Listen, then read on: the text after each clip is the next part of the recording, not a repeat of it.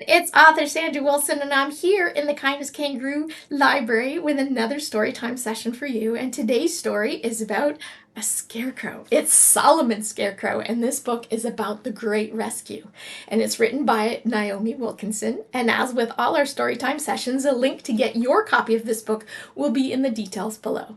So sit back, everyone, and enjoy Solomon's Scarecrow and the Great Rescue. A scarecrow wandered through his field one day, hoping to find a friend. He ran through the tall grass, beside a small tree, and over the hilly bend. He came to a duck pond, all splashy and wet, with 3 little ducks in a row. "Excuse me," he shouted, "will you be my friend? My name is Solomon Scarecrow."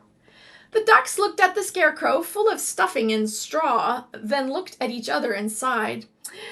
"You're too messy and scruffy and straggly for us. Please leave us alone," they cried. The scarecrow wandered through his field one day, still hoping to find a friend. He walked through the tall grass beside a small stream and over the hilly bend.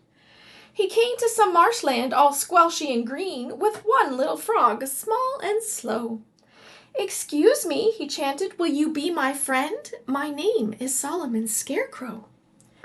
The frog looked at the scarecrow, all tatty and torn, then shook his head very fast. "You're too dusty and lazy and boring for me. Now please, just walk on past." The scarecrow wandered through his field one day, still wanting to find a friend. He shuffled through the tall grass, beside a small stream, and over the hilly bend. He came to a hen house, all clucky and loud, with feathery hens on the go. "Excuse me," he muttered, "will you be my friend? My name is Solomon Scarecrow." The hens looked at the scarecrow, all mucky and drab, then looked at the ground with a cough. "You're too lonely and fearful and silent for me. Now please go away. Clear off." The scarecrow wandered through his field one day, not hoping to find a friend. He crept through the tall grass beside a small tree and over the hilly bend. A small rabbit appeared, looking startled and scared, darting from side to side. "Excuse me," he yelled out, "a fox wants to eat me. Do you know where I could hide?" The scarecrow thought quickly and opened his coat. "In here! Hide in my straw!" The rabbit hopped in and made himself hidden. Then the scarecrow hid him some more. The pair hurried back, the fox hot on their trail, running past the hen house once more. "Fox! Fox!" shrieked the rabbit, alarming the hens, causing panic and mayhem galore. Quick as a flash, the scarecrow rolled up his sleeves and pulled the straw hat from his head. "Quick, hens, hide in here," the brave scarecrow invited, and they all piled in as they fled. The group hurried on, the fox trailing behind, and they came to the home in the swamp. "Fox! Fox!" the hens screamed to the frog as he slept, and he awoke with a ribbit and a stomp. The quick-thinking scarecrow tore off one boot and gestured toward the inside. "Quick, frog, hide in here," the kind scarecrow invited, and the frog dived in for a ride. On stumbled the scarecrow, now starting to tire, when the duck pond came into view. "Fox! Fox!" the frog croaked to the ducks as they splashed, and they made such a hullabaloo. The now frantic scarecrow opened his coat once again and found a gap at the side. "Quick, ducks, hide in here," the helpful scarecrow invited, and they jumped in, quacking, wide-eyed. The scarecrow moved slowly with his cargo on board, weighing him down as he went. The fox tried to follow, but found it a struggle as he could no longer follow the scent. The scarecrow, though weary, looked at the animals he'd saved, clambering back round the bend. "My name is Solomon Scarecrow," he whispered. "Will anyone here be my friend?" "I will," hollered the frog from inside the boot. "You're brave and kind and true." "Us too," quacked the ducks, beaks poking out of the straw. "You're selfless through and through."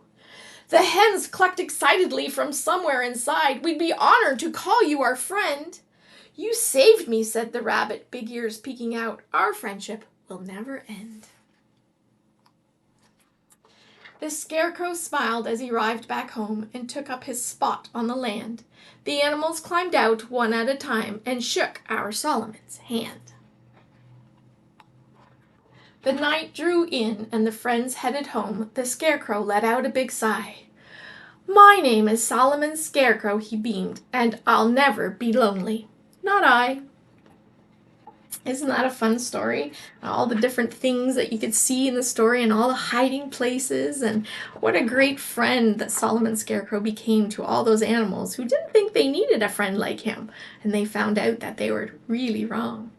What I loved about this story is the action, and as he's walking, he starts off really happy and skipping through the fields, and then he kind of gets to walking through the fields, and then he's creeping through the fields because he's getting sadder that nobody wants to be his friends.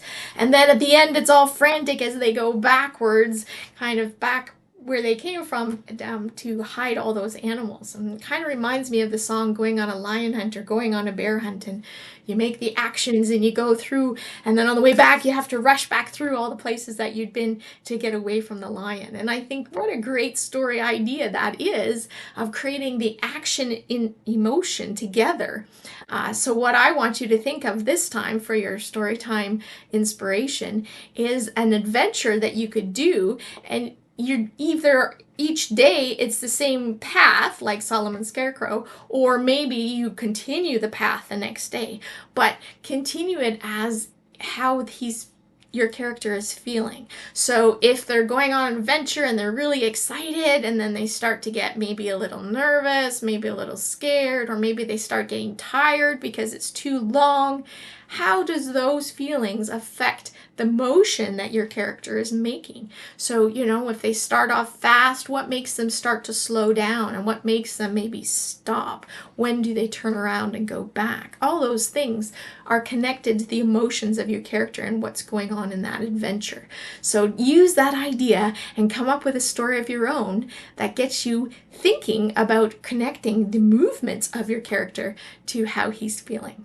All right, everybody, I hope you enjoyed this edition of a Storytime session featuring Solomon Scarecrow and the Great Rescue, and we'll see you next time in the Kindness Kangaroo Library.